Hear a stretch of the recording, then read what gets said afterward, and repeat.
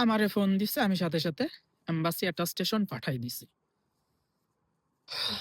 তখন আবার নতুন বাহানা, বলে সবকিছু ঠিক আছে, কিন্তু আমরা এই ডকুমেন্ট এইভাবে ফটোকপি দেখে তো আমরা এটা করতে দিতে পারি না, পাসপোর্ট লাগবে।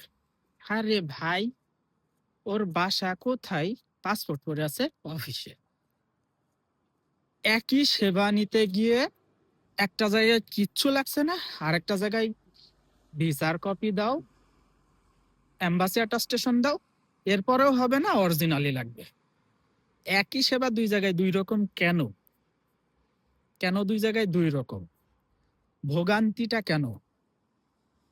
লাস্ট পর্যন্ত যত যাই করুক না কেন, কাজ হয় নাই। ৩,০০০ টাকা খাওয়ার জন্য এত ঝামেলা আর কি। ঠিক আছে, যে জায়গায় আরো মানুষগুলা কিচ্ছু লাগে নাই, ফিঙ্গার দিয়ে চলে আসছে, ওই জায়গা থেকে ৩,০০০ টাকা নিছে, আরেকজনের কাছ থেকে ৩,০০০ টাকা নিছে শুধু এই ফিঙ্গারের জন্য। তাহলে এইসব কাজের জন্যই তো ওদের নিয়োগ দিয়ে বসায় রাখা হয়েছে। কেন আমরা সাধারণ একটা ভোটার আইডি কার্ড বানাইতে গেলে টাকা খসাইতে হবে?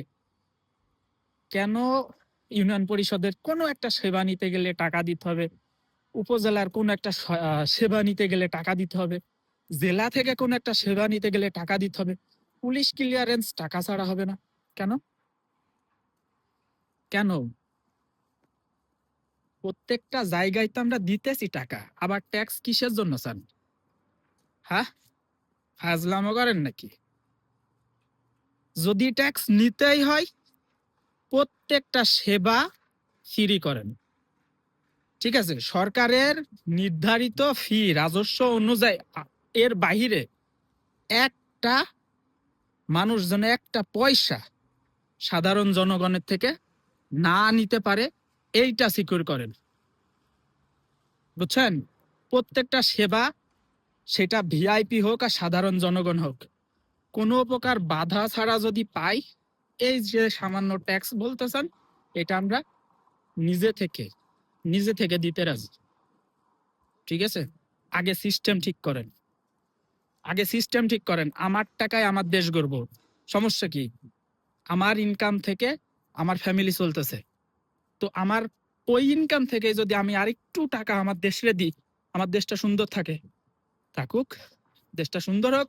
আমরা তো চাই দেশটা সুন্দর হোক, দেশটার মধ্যে শান্তি থাকুক।